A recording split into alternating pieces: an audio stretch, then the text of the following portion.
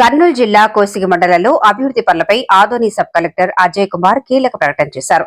కోసిగి తహసీల్దార్ కార్యాలయాన్ని సందర్శించిన ఆయన కందుకూరు గ్రామంలో 10 ఎకరాల విస్తీర్ణంలో కొత్త విద్యుత్ సబ్స్టేషన్ ను ఏర్పాటు చేయనున్నట్లు తెలిపారు. రైతులకు 9 గంటల పాటు నాణ్యమైన ఉచిత విద్యుత్ అందించడమే దీని లక్ష్యమని ఆయన పేర్కొన్నారు. అలాగే అదే గ్రామంలో 2 ఎకరాల విస్తీర్ణంలో ప్రాథమిక ఆరోగ్య కేంద్రాన్ని కూడా ఏర్పాటు చేస్తున్నట్లు వెల్లడించారు. దీనివల్ల గ్రామీణ ప్రాంత గర్భిణులకు వైద్య సేవలు మరింత చేరువవుతాయన్నారు.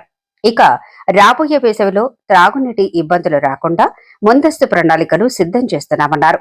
అవసరమైతే హోస్పేట డ్యాం నుంచి నీటి విడుదలకు జిల్లా కలెక్టర్ ద్వారా ప్రభుత్వానికి విన్నవిస్తామని, చెడిపోయిన బోరుబావులకు వెంటనే మరమ్మతులు చేయిస్తామని హామీ ఇచ్చారు.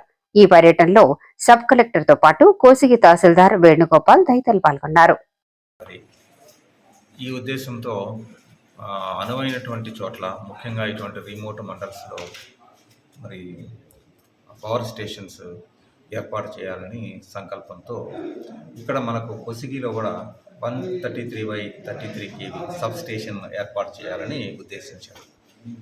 ఇది కందుకూరు గ్రామంలో మనకు 10 ఎకరాల స్థలాన్ని మనం ఐడెంటిఫై చేయడం జరిగింది. అయితే ఇది గ్రేజింగ్ పోరంబోకు ల్యాండ్ కాబట్టి ఇక్కడ మనం పంచాయతీ యొక్క ఆమోదాన్ని తీసుకొని అట్లాగే వీటిని ప్రపోజల్స్ తయారు చేసి దీన్ని మనం ప్రభుత్వానికి పంపించడం జరుగుతుంది. ఆ ఏర్పాట్లను పర్యవేక్షించడానికి ఇక్కడ రావడం జరిగింది. 10 ఎకరాలు మనము సబ్స్టేషన్కి కాకుండా ఒక 2 ఎకరాలు కూడా ఇందులో మనం ప్రైమరీ హెల్త్ సెంటర్ దాని ఏర్పాటు కూడా ఇవ్వడం జరిగింది. ఈ 2 వస్తే మన ప్రాంతము రైతులకు చాలా బాగా ఉంటుంది. ప్రైమరీ హెల్త్ సెంటర్ వస్తే అసలు వ్యాధిగ్రస్తులు కానివ్వండి, మరి బాలింతలకు కానివ్వండి, వీళ్ళందరికీ కూడా చాలా ఉపయోగకరంగా ఉంటుంది.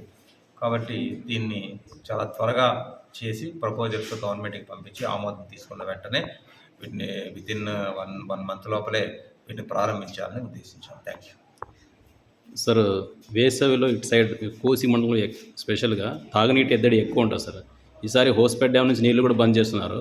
సో దానిపైన ఏమన్నా తగిన ఏర్పాట్లు ఏమైనా తీసుకునే అవకాశం? దానికి ఇప్పుడు ఇంకా మనకి వేసవి వస్తుంది కాబట్టి దీంతో ఈ ఆర్డబ్ల్యూఎస్ వాళ్ళతో, ఇరిగేషన్ వాళ్ళతో కూడా మాట్లాడి అవసరమైతే మనకి అవతల వైపు నుంచి ఏదైనా ప్రాబ్లమ్స్ ఏమన్నా ఉంటే మన నైబరింగ్ స్టేట్ వాళ్ళతో కూడా మాట్లాడి దీన్ని మన జిల్లా కలెక్టర్ గారి ఆధ్వర్యంలో మళ్ళీ ఒక కోఆర్డినేషన్ మీటింగ్ వరకు ఏర్పాటు చేసుకోవడం జరుగుతుంది.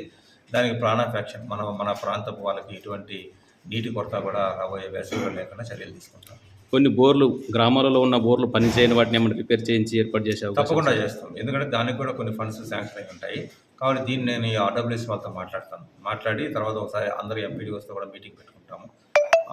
మోస్ట్లీ వితిన్ 15 days లోపలే, ఈ మంత్ ఎండింగ్ లోపల ఒక మీటింగ్ పెట్టుకొని ఎక్కడెక్కడైతే ఈ విధంగా ఉన్నాయో అక్కడ మనం వీటిని బాగు చేయించడానికి మరమ్మతులు చేసి మనం రెడీగా ఉంచుకోవడం జరుగుతుంది.